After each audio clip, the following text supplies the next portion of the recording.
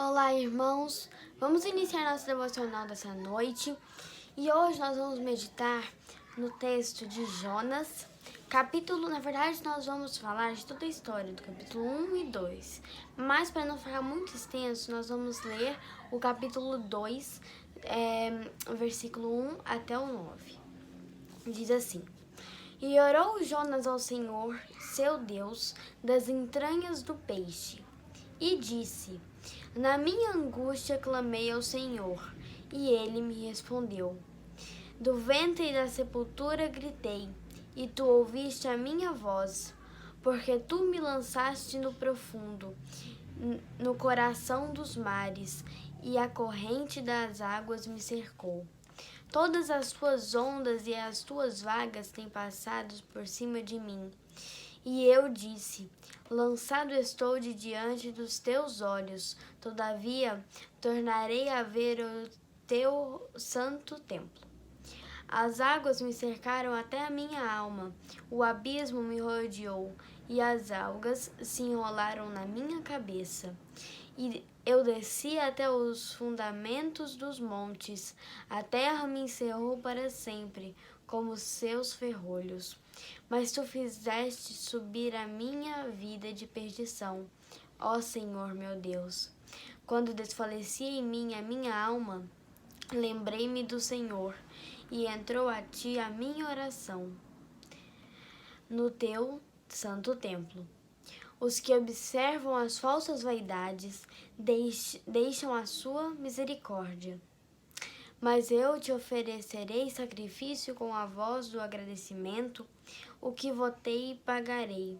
Do Senhor vem a salvação. Amém? Bom, aqui Jonas está orando a Deus na barriga do peixe. Que peixe? Jonas era um profeta e Deus mandou que ele fosse até Nínive pregar a sua palavra lá. Mas ele se escondeu do Senhor e ele pegou um barco para outro destino.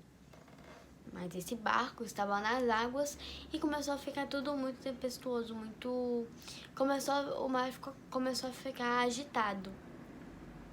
Então, eles tiraram a sorte, ele e as pessoas que estavam lá dentro, e eles viram que Jonas era a causa do barco estar naquele mar tempestuoso, estar sofrendo com aquela agitação no mar. Então, eles jogaram Jonas no mar, no mar, e um peixe o engoliu por 3 dias e 3 noites, ele ficou na barriga do peixe. E ele orou, ele se arrependeu, e Deus fez com que o peixe vomitasse Jonas na praia do mar. E desses versos, depois, se os irmãos tiverem um tempo, leiam essa passagem, é o capítulo 1 e 2 de Jonas. Ele tem algumas coisas que nós podemos tirar. Vou começar aqui falando. Como eu disse, Deus mandou que ele fosse a Nínive. E a Bíblia fala em algumas traduções, pelo menos na que eu li, que ele fugiu do Senhor. Não se foge, não se foge de Deus, não se foge da missão. Eu lembro que tem uma missionária que quando nós fomos em um evento, ela contou que ela não queria ser missionária, mas ela não teve assim, foi o plano de Deus para ela, entende? Então ela não, por mais que ela relutasse, não, eu não quero ir, ela acabou indo, porque era a vontade de Deus. Então a primeira lição não se foge de Deus. A gente não se esconde, não tem como esconder de Deus, não tem como, não existe essa possibilidade, porque os planos de Deus, eles são maiores, e eles não é a nossa vontade que prevalece, é a vontade de Deus. Então a vontade que não era daquela missionária era a vontade de Deus, e a vontade de Deus foi cumprida. Então, a mesma coisa com Jonas. Jonas, ele não quis ir, mas depois, um pouco mais à frente da história, fala que ele foi. Já no capítulo 3, isso. Ele foi. Por quê? Porque era a vontade de Deus. Não se foge de uma missão que Deus nos dá. E não se foge da vontade de Deus.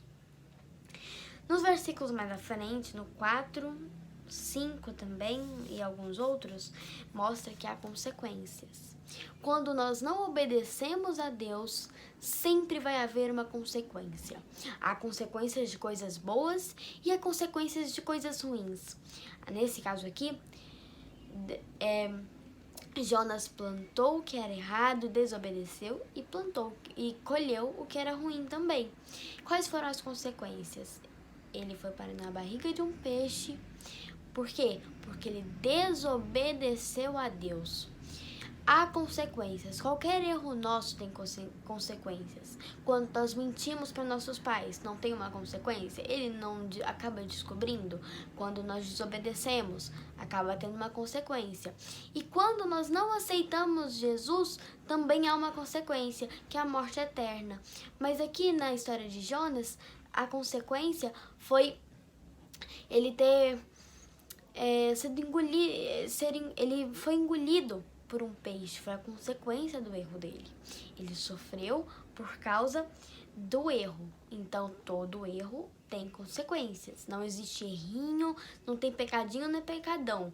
E quando a gente peca, a gente erra. Então, não existe nem erro pequeno, nem erro grande. Pode ser uma coisa muito pequena para nós, pode ser um erro enorme, gigante, vai ter consequências. Também em outros versos, também tem, nós não podemos fugir de nossas responsabilidades, porque nos versos dessa história fala que Jonas foi dormir. Por que ele foi dormir?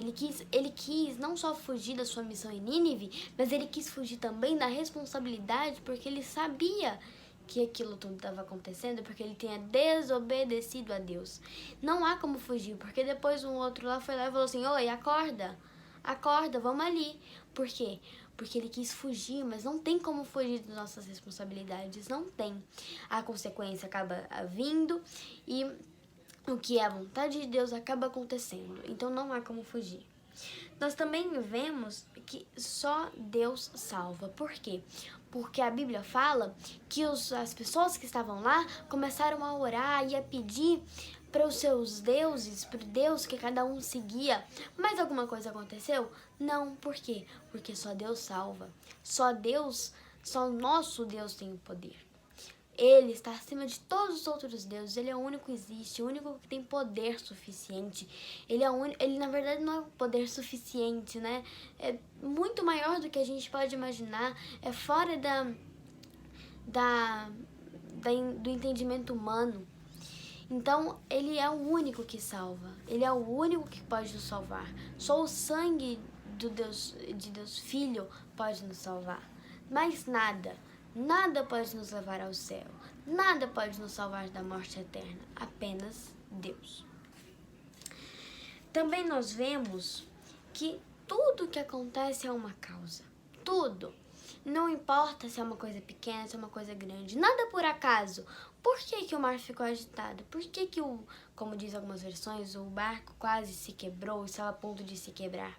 Porque aconteceu algo errado.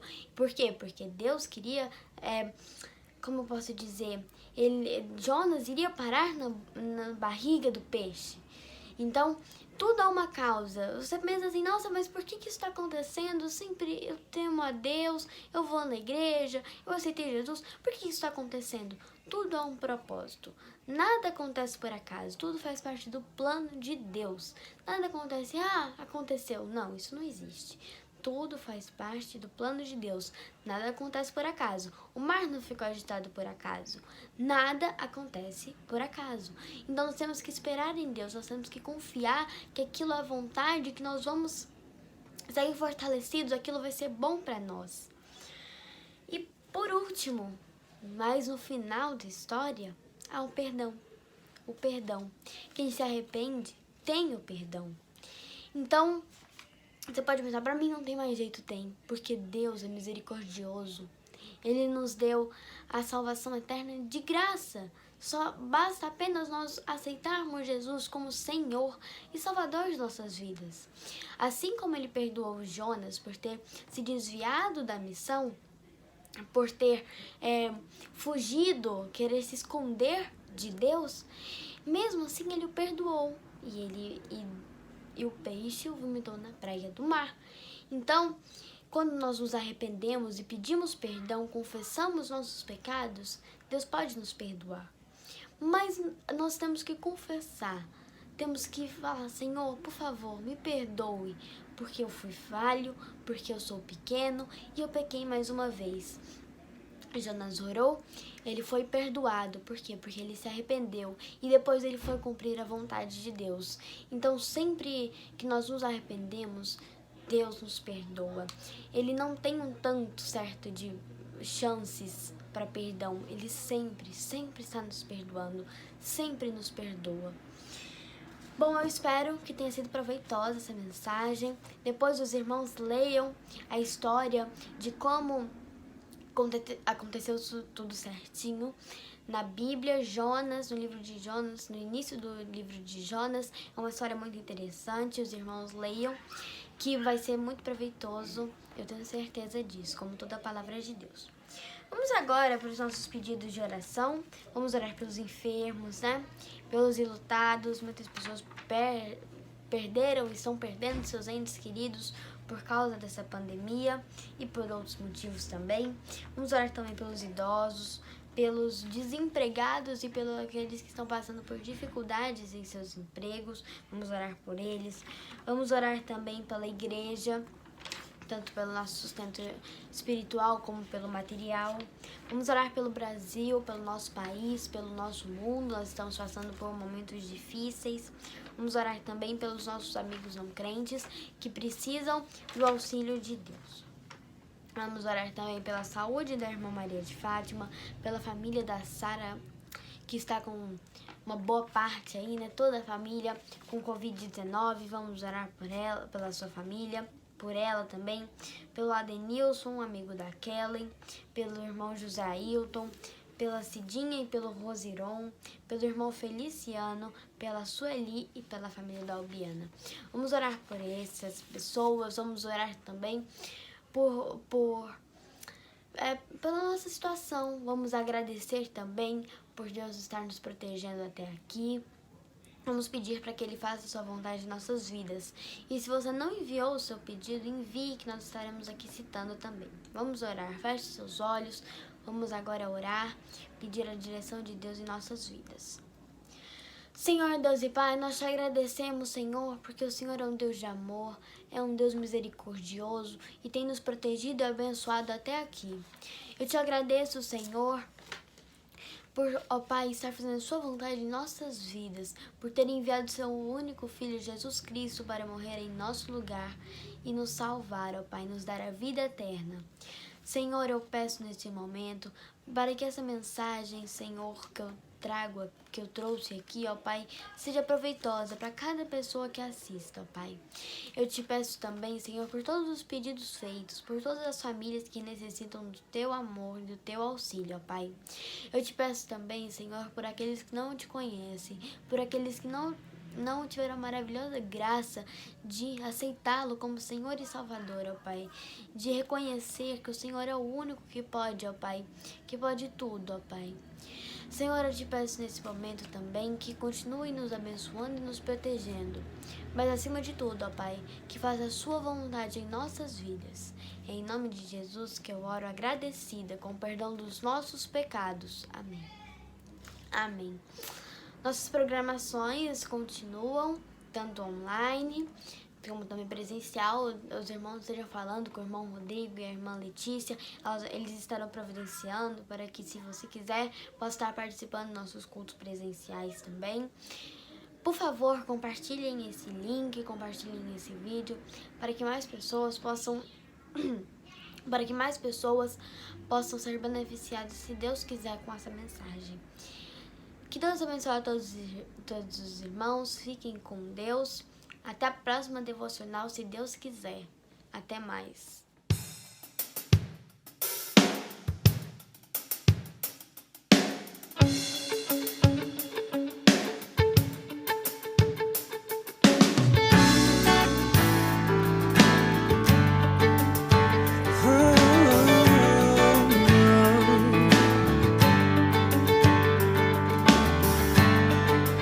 Tão difícil é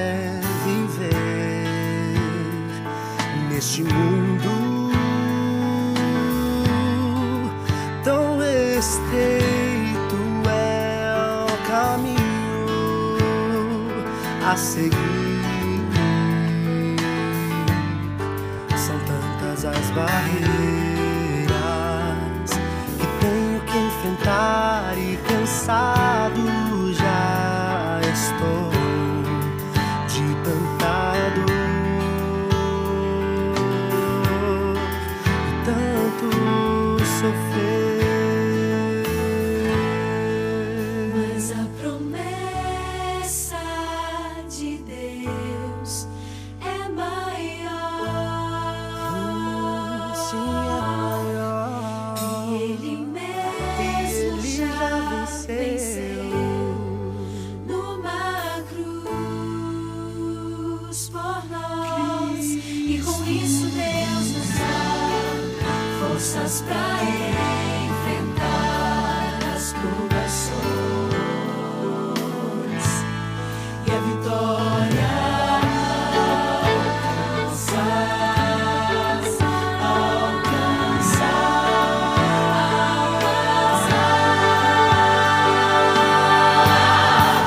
Não desistirei jamais de lutar, pois meu Cristo prometeu ao meu lado sempre estar, e eu confio em sua palavra que conforta o meu coração. E quando em tristeza eu posso me lembrar E a promessa de Deus é maior. E Ele mesmo já venceu numa cruz por nós. E com isso Deus nos dá forças para enfrentar as provações e a vitória alcançar.